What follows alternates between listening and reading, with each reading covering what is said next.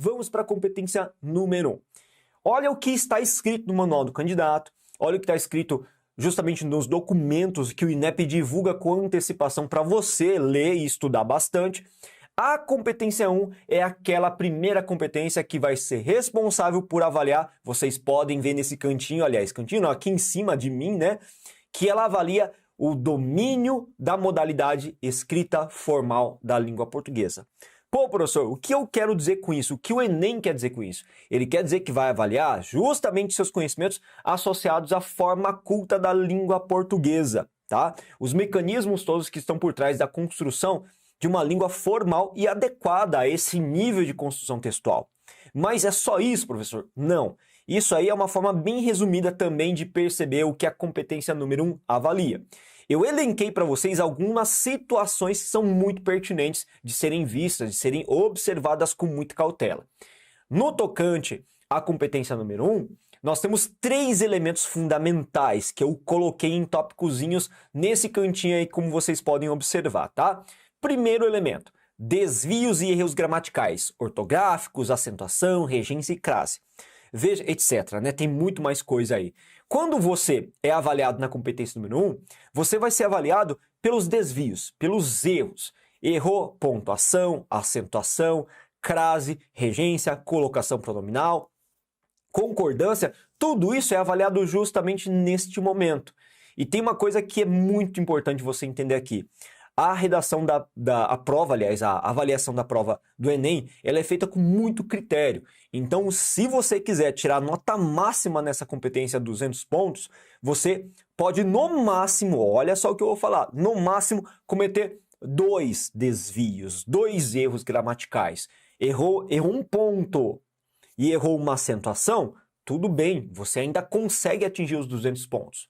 Mas se porventura você errou um ponto, errou uma acentuação, errou uma crase, imediatamente você cai de um nível para o outro. Pô, professor, mas isso não é ser muito rigoroso? Numa redação que tem 30 linhas, é muito comum acontecer mais de um equívoco. Sim, com certeza acontece. Por isso que é realmente difícil um aluno conseguir uma pontuação alta quando se fala na competência número 1, que exige muito desse conhecimento gramatical que você foi construindo e consolidando ao longo de todos os seus anos de ensino médio. Sabe aquelas regras gramaticais que o professor passa? Todas elas envolvem pontuação, concordância e assim por diante? Cara, isso tudo você vai utilizar neste momento.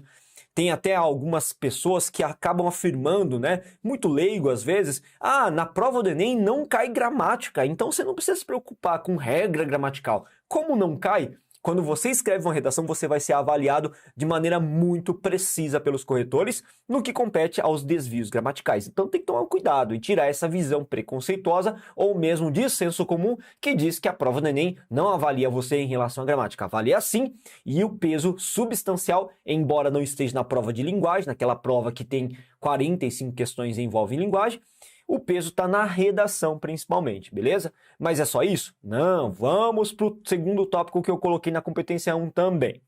Estrutura sintática. Muita gente me pergunta também o que é estrutura sintática.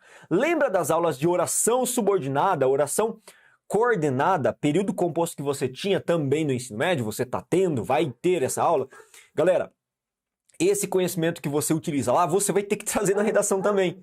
Quando a gente fala de estrutura sintática, eu estou falando da complexidade da estruturação das frases que compõem o seu texto. Pô, professor, simplifica pra gente. Simplifico para você. O Enem cobra que você use períodos compostos, períodos que sejam elaborados com um grau regular ou amplo de complexidade. Não seja aquela coisa simples, simplória. Ou seja, fazer períodos que tenha um único verbo inserido, período simples, isso não é visto com bons olhos em relação à estrutura sintática. Então é bom você se preparar para compor períodos que tenham no mínimo 2 orações associadas, mostrando que você tem conhecimento do funcionamento linguístico. Isso é importante para mostrar proficiência. Pô, professor, complicado. Sim, é complicado, mas nada que um bom treino não possa te ajudar a melhorar essa competência, essa capacidade. E por último, ainda na competência número 1, eles avaliam se você estipula a chamada adequação linguística. Mas o que é essa bendita da adequação linguística, professor? A adequação linguística diz respeito ao nível linguístico utilizado na elaboração de uma redação. O que eu quero dizer é o seguinte, que você não pode usar uma vertente vulgar, coloquial, de baixo nível e de baixa complexidade, mas também você não pode utilizar aquela linguagem mais elevada, acadêmica. Tem muito aluno meu, inclusive, que já se deparou com uma seguinte situação. Vai lá, faz uma redação, nossa, rebuscada, cheia de termos técnicos elevadíssimos, mas, infelizmente, isso não ajuda muito. O que você tem que pensar é que você é um aluno concluinte do terceiro ensino médio. Então a sua linguagem tem que ser equivalente ao que se espera de um aluno de terceiro ensino médio que tenha seus 16, 17, 18 anos de idade. Não muito complexo, acadêmico, elevado, rebuscado, exagerado, mas também não coloquial demais, primário demais. Então um meio termo em que a linguagem seja clara, objetiva, transparente e chegue ao seu leitor sem precisar um esforço grande de interpretação. Isso é muito importante.